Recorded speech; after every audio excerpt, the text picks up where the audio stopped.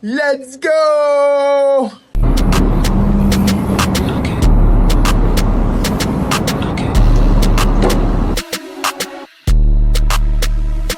Riding an electric unicycle in the heat. Is today the day I melt into the asphalt? You are in the right spot. We are talking about roasting alive while balancing on a single gyroscope. Every single time July rolls around, I look at my gear and I question every life choice that brought me to this exact moment. You step outside and the air hits you like someone opened an oven door directly into your soul. You are standing there in motorcycle boots, knee guards, and a full-face helmet, wondering if you are going for a casual neighborhood cruise or preparing for an expedition to the surface of the sun. But you do it anyway. Because the moment that willpower's on, the breeze feels like a miracle, even if that breeze is blowing at 90 degrees. Here's the real question nobody's answering for you. When your phone starts throwing thermal warnings into your eyeballs while you are doing 40 miles per hour down a baking boulevard, how long before your machine decides it has had enough and gently ejects you into traffic?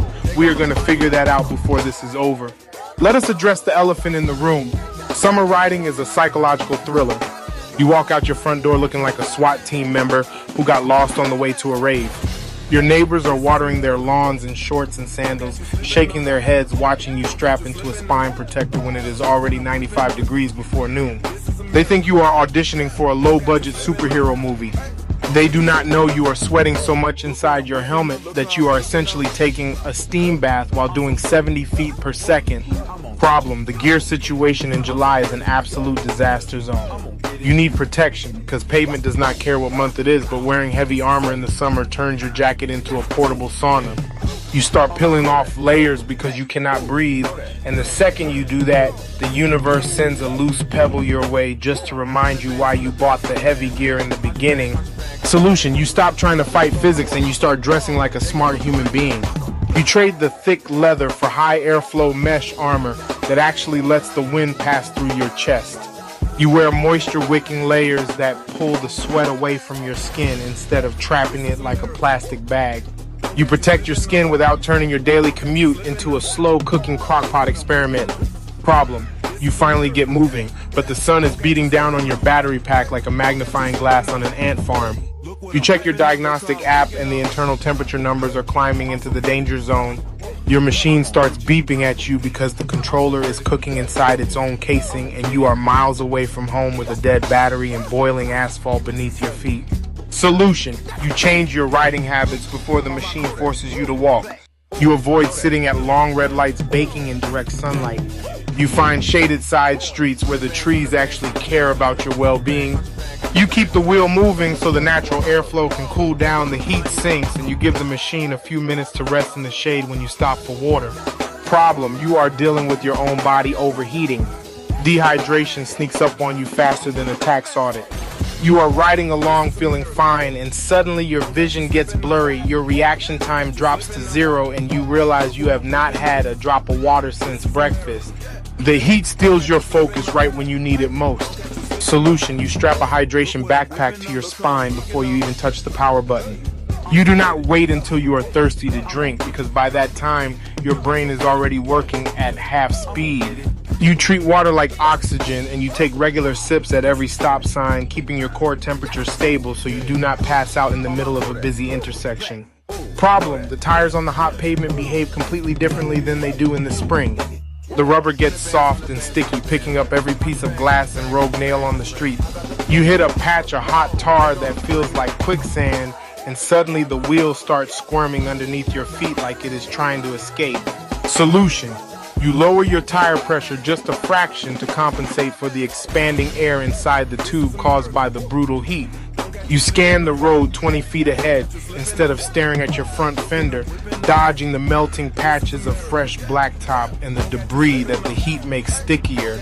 You let the machine float over the rough spots instead of fighting the handlebars. Problem: people look at you riding in this weather and they think you are just showing off, or worse, that you have completely lost their minds. They do not understand the pull of the open road. They do not get that the machine is not just a toy or a mode of transportation. It is freedom in its purest form. Solution: you remember why you started riding in the first place. That feeling of gliding down an empty street while the sun sets and the evening air finally cools down is worth every drop of sweat. The hardship of the heat only makes the ride home sweeter. You are out there conquering the elements because you refuse to let a little warm weather lock you inside four walls.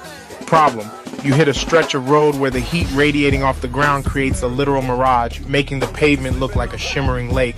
Your brain tells you that you are driving through a desert wasteland, and the wind blowing past your face feels like someone pointing a giant blow dryer directly at your forehead. You start questioning your sanity, wondering why you did not stay inside with the air conditioning blasting. Solution: you embrace the absurdity of the situation. You realize that facing the discomfort builds a kind of mental toughness that you cannot get sitting on a couch.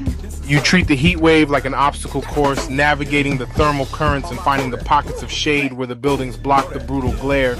You conquer the desert mirage by keeping your eyes locked on the horizon.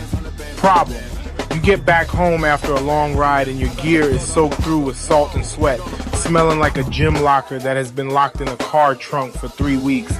You throw your helmets on the counter and your boots on the floor, and you realize that cleaning up after a hot weather ride is half the battle.